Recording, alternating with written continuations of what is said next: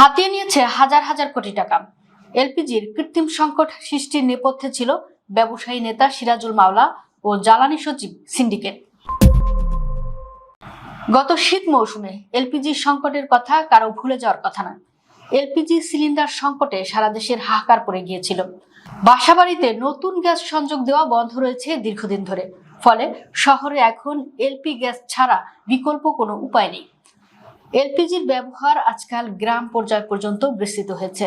সব মিলিয়ে দেশের বিশাল জনগোষ্ঠী এখন এলপিজির উপর নির্ভরশীল হয়ে পড়েছে। কিন্তু গত শীত মৌসুমে এরকমের সংকট তৈরি হয় যে নির্ধারিত দরের চেয়ে অনেক বেশি দামেও এলপিজি সিলিন্ডার পাওয়া যাচ্ছিল না। এতে অনেকের রান্নাবান্নাই বন্ধ হয়ে যায়। অথচ ওই সময় যুদ্ধ বিগ্রহ বা বহির্বিশ্বে থেকে এলপিজি আমদানিতে কোনো রকমের সমস্যা ছিল না। বহির্বিশ্বে দামও অস্বাভাবিক ছিল না। সংকটটা যে কৃত্রিমভাবে তৈরি করা হয়েছিল এটা কারো অজানা নয়। তবে এই সংকটের পেছনে কে বা কারা জড়িত এখন পর্যন্ত তা খতিয়ে দেখা হয়নি এবং এজন্য কাউকে দায়ীও করা হয়নি। অর্থাৎ সাধারণ সচেতন মানুষের এমনকি সরকারের নীতি নির্ধারকদেরও অগোচরে রয়ে গেছে এমন বড় গুরুত্বপূর্ণ একটা ইস্যু। দায়ী ব্যক্তিদের চিহ্নিত করে তাদের বিরুদ্ধে ব্যবস্থা নেওয়া না হলে ভবিষ্যতে এ ধরনের সংকট আবারও সৃষ্টি করা হতে পারে, এমনকি ষড়যন্ত্রমূলকভাবে সরকারকে বিপর্যয়ের মধ্যে ফেলে দিতে পারে বলছেন সংশ্লিষ্ট সূত্রগুলো। গত বছরের অক্টোবরের শেষের দিক থেকে এই সংকট শুরু হয়।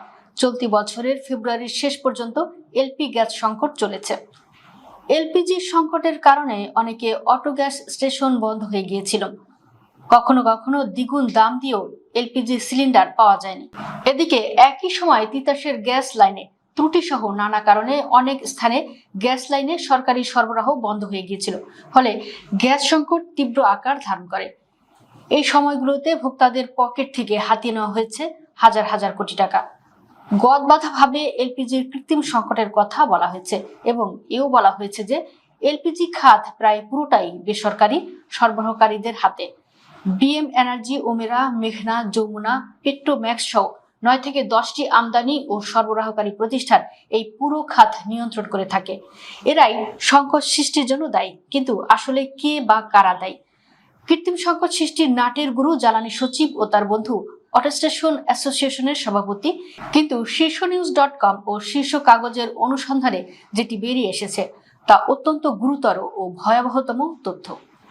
বিএম এনার্জি, ওমেরা, মেঘনা, যমুনা, পেট্রোম্যাক্সের চেয়েও বেশি যারা ওই কৃত্রিম সংকট সৃষ্টির জন্য দায়ী, সংকট সৃষ্টিতে নেতৃত্ব দিয়েছে, এদের নাম আসেনি গণমাধ্যমে প্রকাশিত কোনো খবরে, কোনো বক্তব্য বিবৃতিতেও নয়। অথচ এই চক্রটি কারসাজির মাধ্যমে সংকট সৃষ্টি এবং তা দীর্ঘায়িত করতে প্রধান ভূমিকা রেখেছে। এরা হলেন Bangladesh LPG auto gas station and conversion workshop owners অ্যাসোসিয়েশনের সভাপতি ইঞ্জিনিয়ার মোহাম্মদ সিরাজুল মাওলা এবং তার বন্ধু জ্বালানি ও খনিজ সম্পদ বিভাগের সচিব মোহাম্মদ সাইফুল ইসলাম। অ্যাসোসিয়েশনের সাধারণ সম্পাদক মোহাম্মদ হাসিন পারভেজও এর সঙ্গে যুক্ত ছিলেন। তবে মূল নায়ক ছিলেন সিরাজুল মাওলাই। এলপিজি আমদানি, উৎপাদন ও সরবরাহকারীর তালিকায় 9 থেকে 10টি প্রতিষ্ঠান নেতৃত্ব দিলেও মাঠ পর্যায়ে বাজারজাতকরণের চাবিকাঠি পুরোটাই এদের হাতে। ফলে এই চক্রটির কথার বাইরে যাওয়ার ক্ষমতা নেই আমদানি ও সরবরাহকারী প্রতিষ্ঠানগুলো। অনুসন্ধানে জানা গেছে সারা দেশে 550-র বেশি এলপিজি অটো গ্যাস স্টেশন রয়েছে। এগুলোর নেতৃত্বে সিরাজুল মাওলা এবং হাসিন পারভেজ। 550-র মধ্যে 47টি এলপিজি অটো গ্যাস স্টেশনের একক মালিক ইঞ্জিনিয়ার মোহাম্মদ সিরাজুল মাওলা নিজেই। হাসিন পারভেজের মালিকানায় আছে 15টি। অ্যাসোসিয়েশনের নেতৃত্ব সহ নানা কারণে অন্যান্য অটো গ্যাস স্টেশনের মালিকরা এদের কথা, বিশেষ করে সিরাজুল মাওলার কথা শুনতে বাধ্য। সেই পরিস্থিতিতে তিনি গত কয়েক বছরে তৈরি করে নিয়েছেন জ্বালানি মন্ত্রণালয় এবং বিস্ফোরক অধিদপ্তর নিজের নিয়ন্ত্রণে নেওয়ার মাধ্যমে। শুধু এলপিজি অটো গ্যাস স্টেশনগুলোই নয়, সারা দেশের এলপিজি বাজারজাতকরণের ডিস্ট্রিবিউটর এবং ডিলাররাও সিরাজুল মাওলার নিয়ন্ত্রণে। এলপিজি আমদানি ও বিপণনকারী কোম্পানিগুলোর প্রত্যেকটিরই আলাদা নিজস্ব ডিলার থাকলেও এরাও সিরাজুল মাওলার কথার বাইরে যেতে পারেন না।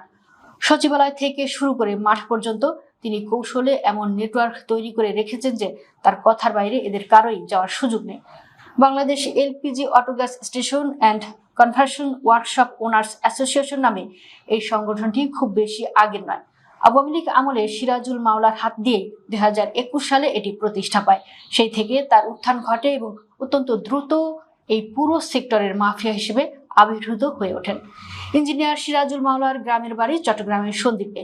সাবেক অন্তর্বর্তী সরকারের বিদ্যুৎ, জ্বালানি ও খনিজ সম্পদ মন্ত্রণালয়ের উপদেষ্টা মুহাম্মদ ফাউজুল কবির খানের এলাকায়।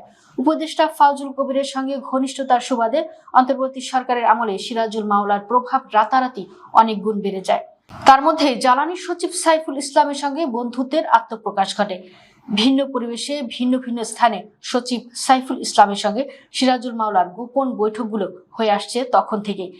এ সম্পর্কে আলোচ্য প্রতিবেদনেই পরে আলোকপাত করা হচ্ছে।